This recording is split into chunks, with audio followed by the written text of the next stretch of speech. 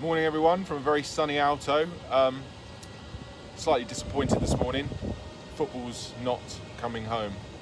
But anyway, onwards and upwards. Let's get focused again and talk a bit of golf.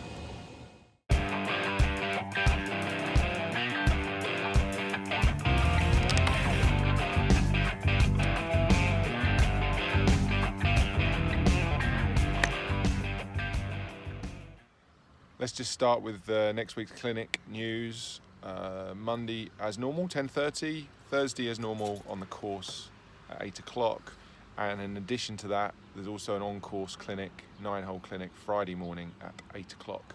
So if you want to be part of any of those, let me know as soon as you can. Spaces are very limited. I think there's one place left for Monday and one place or two places left for Friday.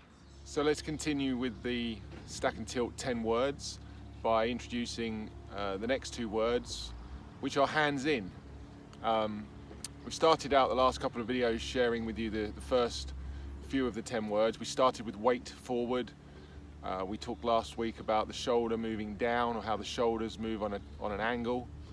And the third set of two words is going to be hands in. What does that mean? Well, it really speaks about, in very simple terms, it speaks about the need to swing around us on an arc, on some sort of plane. And I'll describe it like this.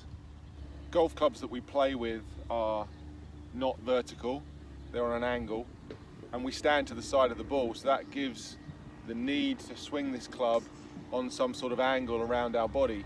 So hands in is really describing how the hands move around the body on the backswing, the downswing, and into the follow through to give the swing its tilted angle or its plane. What it means as well is really it's explaining how the hands shouldn't or don't move up and down in this fashion. Hands in is the angular part of the golf swing of moving the club around you. This stick represents what I'm talking about. If I move this club back, move it around me on the backswing, and on the downswing, the hands are coming back around from this deep position and into the follow through. Once again, the hands come around.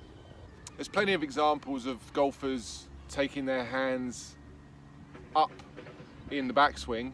There's lots of different looking backswings for sure. Jim Furyk would be a great example of someone who takes the club back very vertical, very straight up.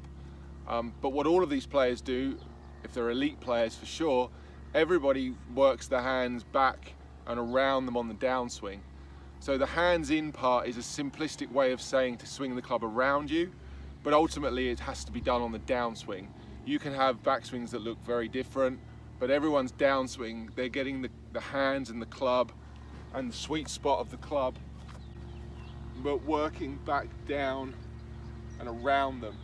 So even if someone swings it straight up in the air, their downswing, they're getting it to approach the ball from around them. So hands in is the next set of the two words of the 10-word template.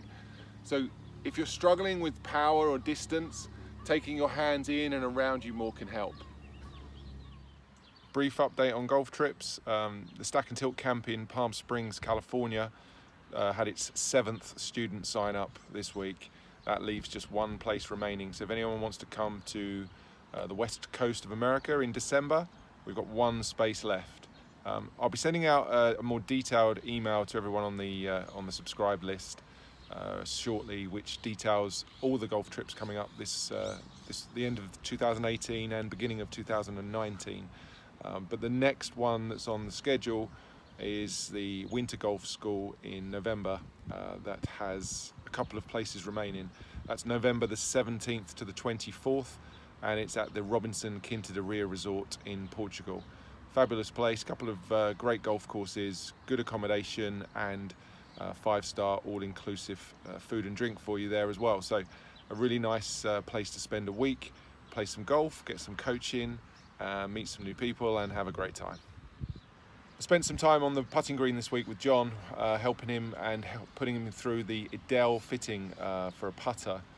For those of you who have not seen the Edel putters or the fitting process, I'd encourage you to go to the website, have a little read on there. There's some videos which cover the fitting process in a lot more detail.